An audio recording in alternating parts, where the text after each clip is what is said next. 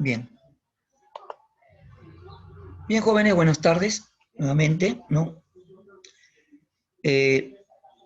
Ahora pues nos toca este tema aquí en filosofía, hablar pues de Leibniz y Baruch Spinoza, ¿no? Gottfried Wilhelm Leibniz, ¿no? Es uno de los grandes representantes, pues, ¿no? De la época, ¿no? De la filosofía moderna, ¿sí? Pero ¿qué dice Leibniz, qué dicen Spinoza, ¿no? Acerca de todo esto, ¿no? ¿A qué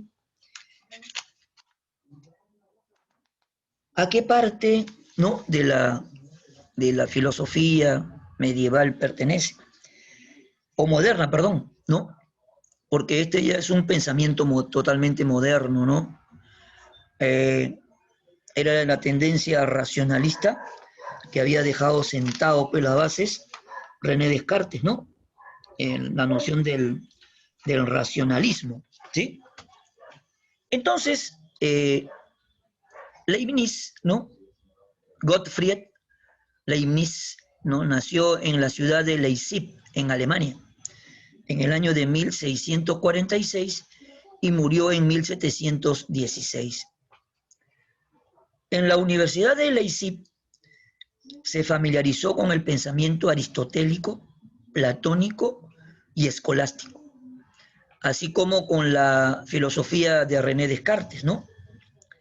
Ya a los 19 años se doctoró en Derecho, dedicando pues a partir de entonces gran parte de su actividad a la carrera política y diplomática.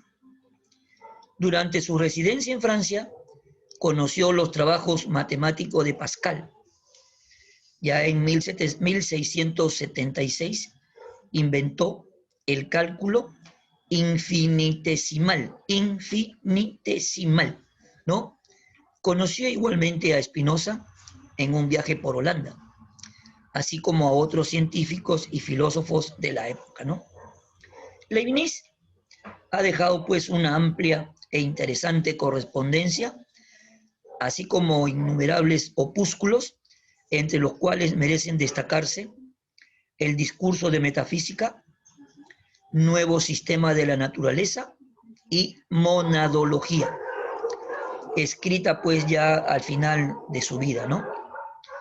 Obras de mayor amplitud son los nuevos ensayos acerca del entendimiento humano, en la que analiza pormenorizadamente el ensayo que había dejado John Locke y ensayos de Teodicea, ¿no? ¿Cuáles fueron sus ideas centrales de Leibniz? No. Filosofía perennis, o sea, aquí se va a dar pues las adquisiciones fundamentales de la filosofía antigua y la filosofía medieval, pues, ¿no?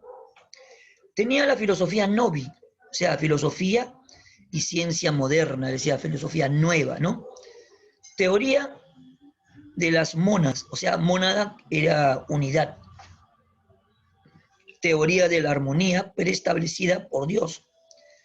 La teoría de que este es el mejor de los mundos posibles, con optimismo, ¿no?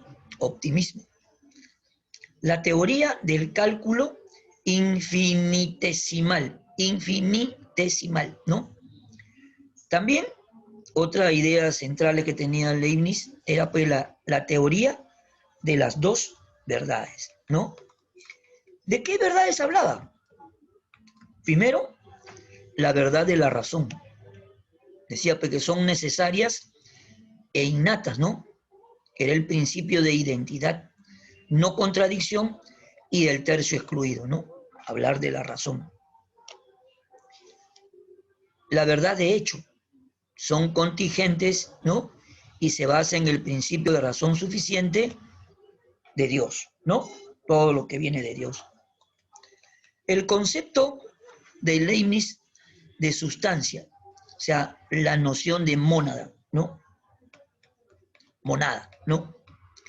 Leibniz toma de Descartes la idea básica de sustancia como una realidad, ¿no? autónoma e independiente de cualquier otra sustancia en su ser y en su comportamiento. Leibniz, sin embargo, critica y rechaza dos puntos fundamentales del cartesianismo: la concepción cartesiana de la extensión como esencia de la sustancia material y el mecanismo como explicación del movimiento. Obviamente, entre ambos aspectos de la doctrina cartesiana existe una estrecha vinculación lógica. Al negar que la existencia sea la esencia de la realidad corpórea, Leibniz llega a la conclusión de que existe una infinidad de sustancias simples, inextensas, a las que denominan mónadas, ¿no? Al llegar el mecanismo, Leibniz afirma que estas sustancias son activas. Los distintos procesos y determinaciones que afectan a una mónada tienen su origen en la actividad de ésta. Son internos a ella y no al resultado de influjo exterior alguno. Las mónadas no actúan, pues las unas sobre las otras. Ahora bien, a pesar de que las sustancias o mónadas no ejercen influjo recíproco alguno, el universo manifiesta un orden como totalidad. ¿Cómo es posible este orden si cada mónada actúa por sí y desde sí desconectada realmente de los demás? La respuesta de Leibniz a esta pregunta se halla pues en su teoría de la armonía preestablecida. Dios, ¿no? Dice, pues, ¿no? Dios, al crear las mónadas, las ordenó de tal modo que aún sin existir influencias mutuas entre ellas, el resultado de la actividad de todas ellas es el orden armónico de la totalidad. El principio de razón suficiente. A. Verdades de hecho y verdades de razón. En su análisis del conocimiento, Leibniz distingue estos dos tipos de verdades, cuyas características respectivas son las siguientes. Las verdades de razón son verdades analíticas, es decir, basta con analizar el sujeto de la proposición para encontrar que el predicado le conviene. Tomemos un ejemplo.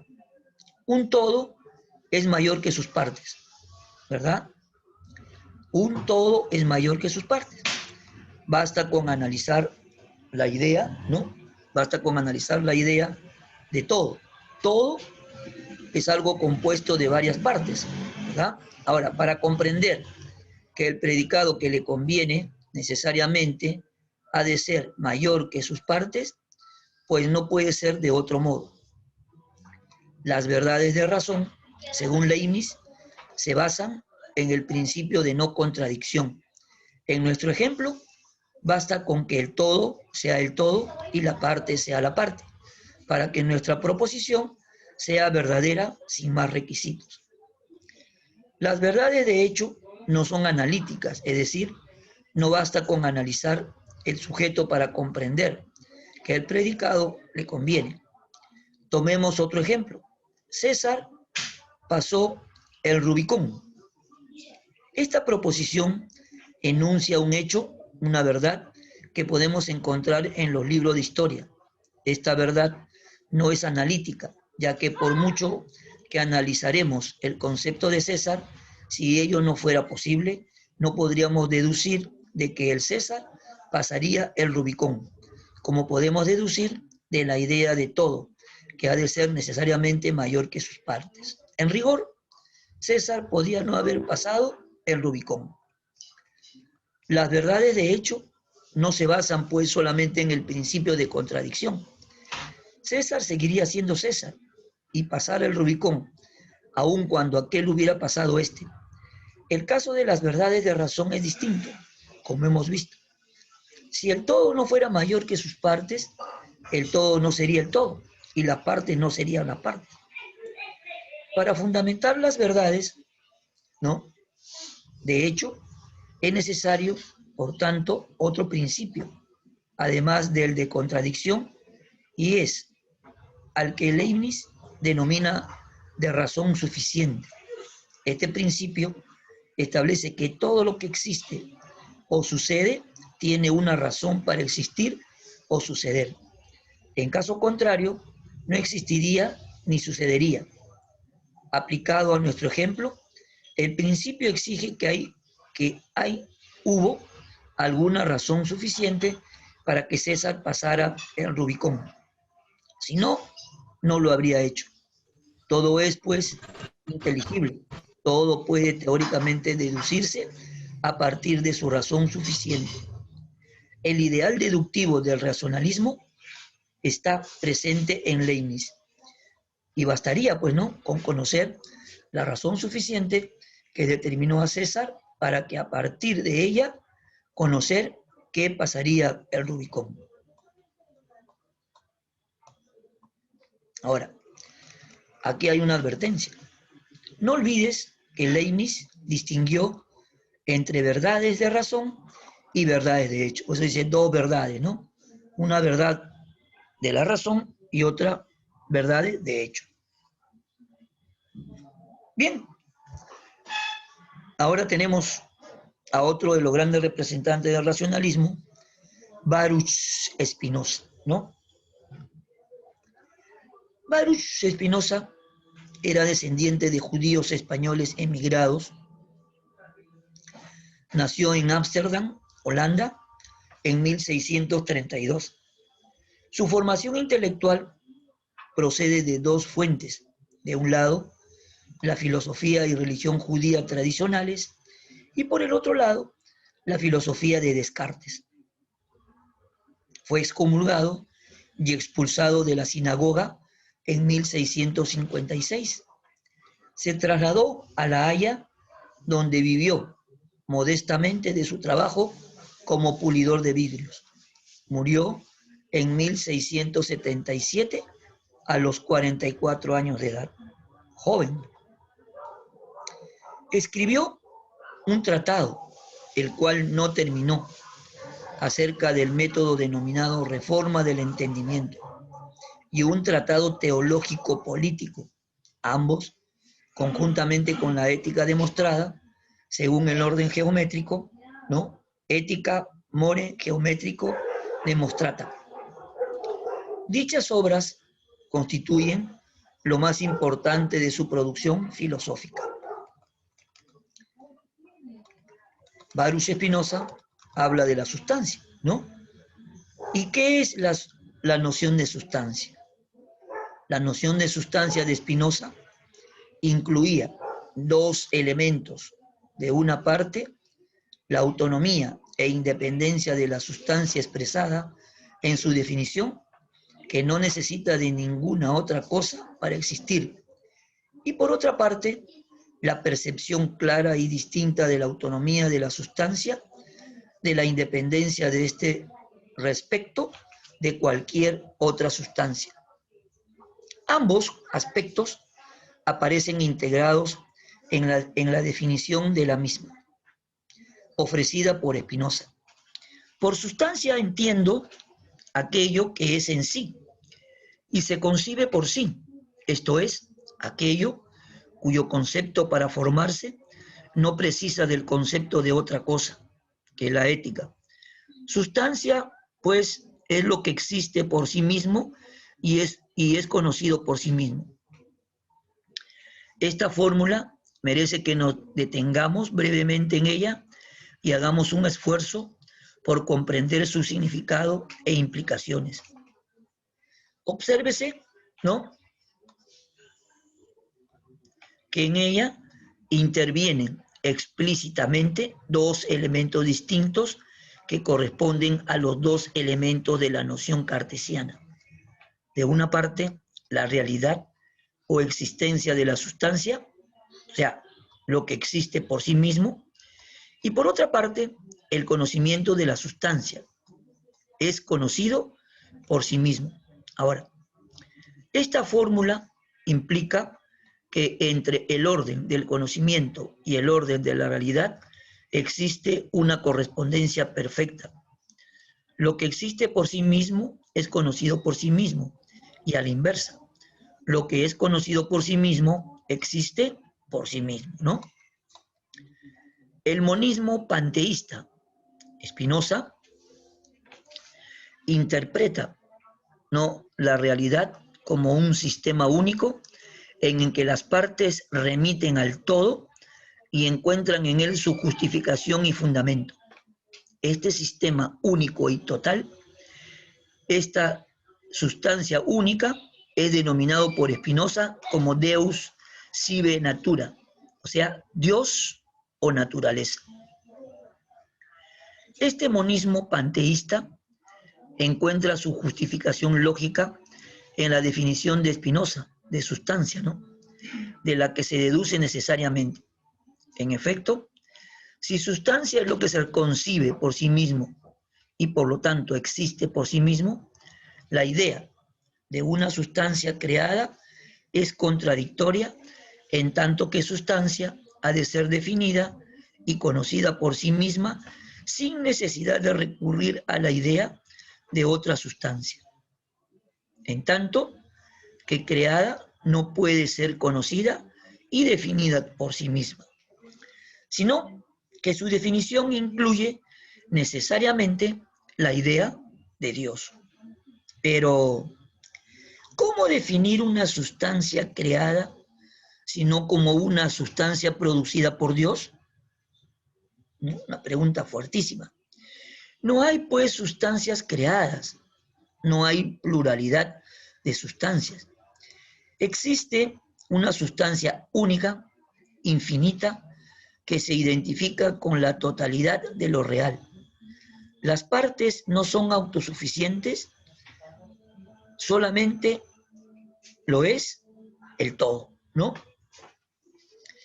Esta sustancia infinita, Dios o naturaleza, posee infinitos atributos de los cuales nos son conocidos dos: el pensamiento y la extensión en lo que nosotros conocemos, ¿no? Pensamiento y la extensión. A su vez, cada uno de estos infinitos atributos se realiza en infinitos modos. Los modos son las distintas realidades individuales, almas y cuerpos particulares, ¿no? Te digo, no todos no experimentamos igual, ¿sí? Cada persona experimenta o tiene su mundo subjetivo individual, ¿no? Particular. Bien, ¿alguna pregunta? ¿Alguna duda? ¿Alguna inquietud? No, profesor. Muy bien. No, pero Excelente, entonces.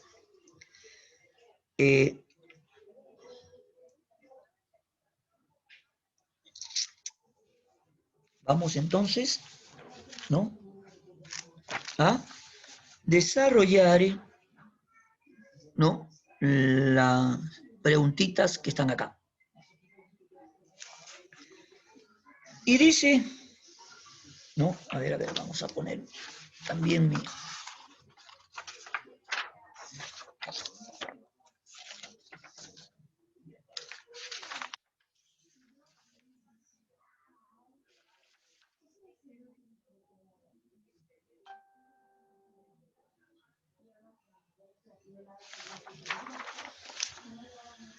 ¿Ya?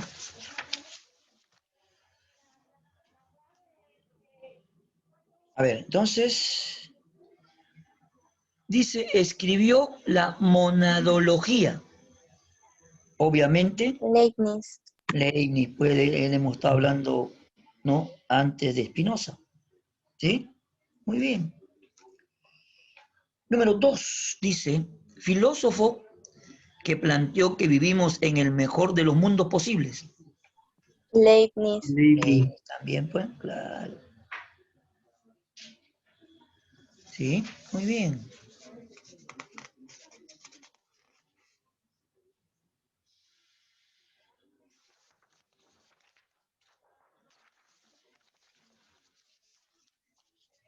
Número 3, dice, a ver, la teoría de la armonía preestablecida le pertenece a,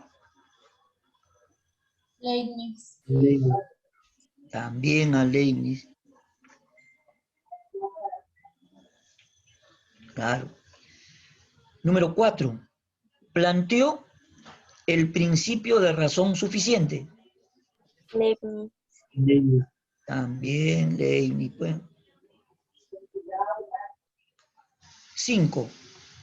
Los dos tipos de verdades para Leibniz son De razón y de hecho. De razón y de de hecho. razón y de hecho, pues, de razón y de hecho, ¿no?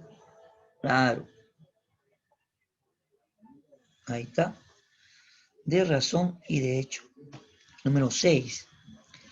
Las verdades de razón se basan en el principio de No contradicción. no contradicción. Muy bien.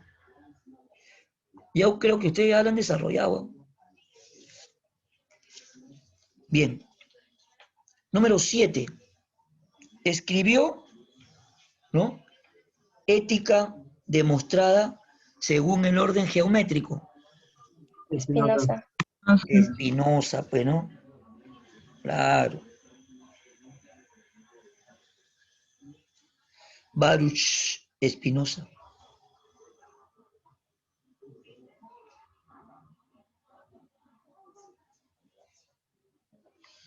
Dice la 8. Las verdades de hecho se basan bajo el principio de Razón suficiente. razón suficiente. A ver. Claro. Las verdades de hecho se basan bajo el principio de la razón suficiente. Muy bien. Número 9. Filósofo considerado monista panteísta. Spinoza. Espinosa. Claro. Baruch. Y la número 10 dice, para Spinoza, lo que existe y se concibe por sí mismo, además de ser increada, es Sustancia. la sustancia. ¿Pe? Ahí está. Listo.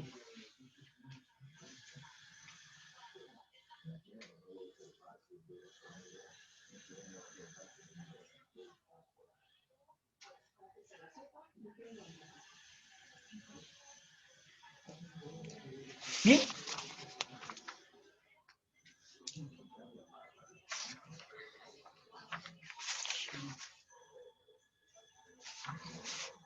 Terminamos, chicos.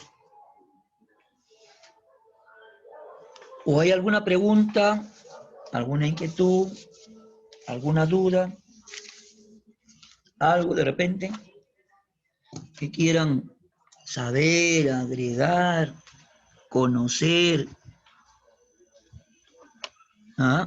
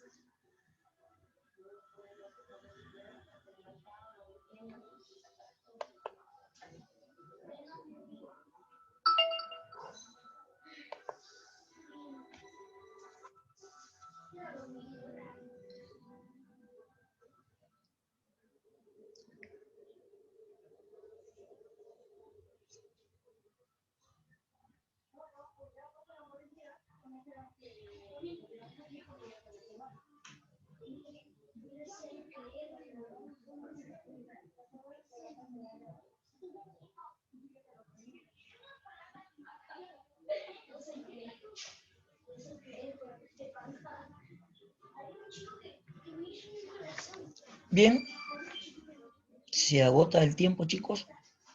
Ya pues será con ustedes hasta la próxima semana. ¿Sí? No se olviden, la próxima semana hay repaso, ¿ya? Para poder dar el examen bimestral.